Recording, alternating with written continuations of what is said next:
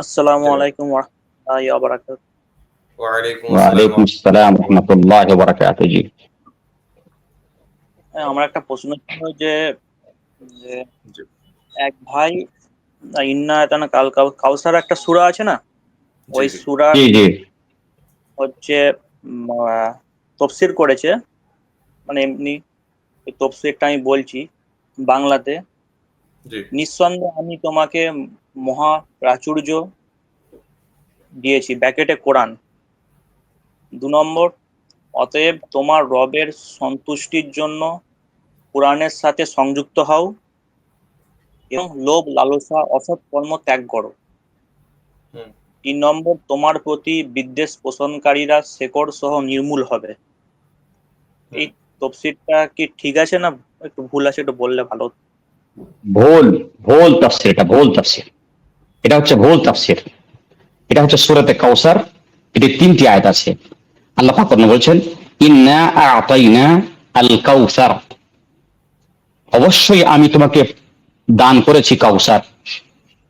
আর কাউসার হচ্ছে একটি হাউজ, যে কাউসার থেকে কিয়ামতের দিনে উম্মতে মুহাম্মাদিয়ারা পানি পান করবেন, এবং যেই ব্যক্তি সেই হাউজে কাউসার থেকে পানি পান করে নেবেন সে আর পিপাসিত হবে না।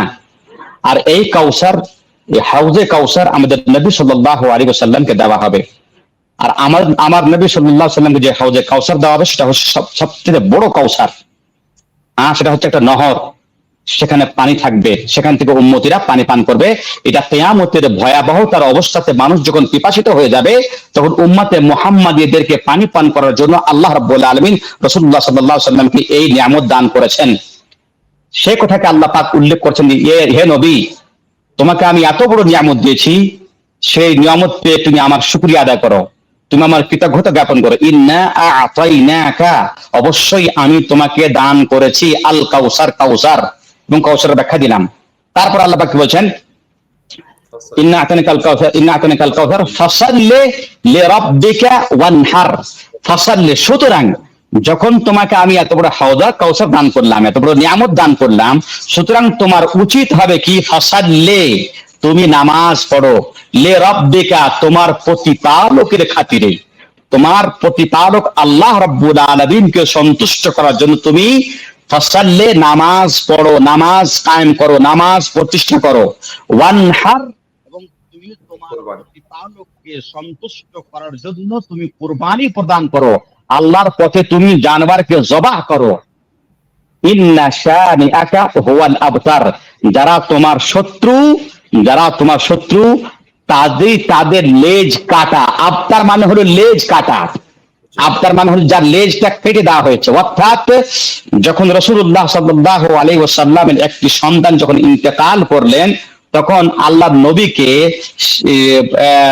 সেই সমকালীন লোকেরা বললেন যে, নবী, ও তোমার তো বংশধর শেষ হয়ে গেল, তোমার তো বংশধর শেষ হয়ে গেল।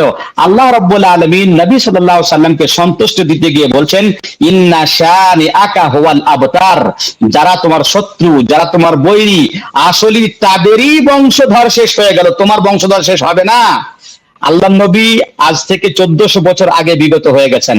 আল্লাহ নবীর নাম লেনেওয়ালা, আল্লাহ নবীর অনুসারী, আল্লাহ নবীর অনুরাগী আজও মওজুদ আছে। কিন্তু আল্লাহ নবীর যুগে যে সমস্ত গোত্রগুলো ছিল, যে সমস্ত কুরাইশরা ছিল, তাদের আজকে বংশধর আছে না নাই? কোথাও চলে গেছে। সুতরাং এই হচ্ছে এই আয়াতের ব্যাখ্যা, এই আয়াতের অর্থ। এবং যে অর্থ আপনি পেশ করলেন সেই অর্থ হচ্ছে ভুল, সে অর্থ সঠিক নয়। জি।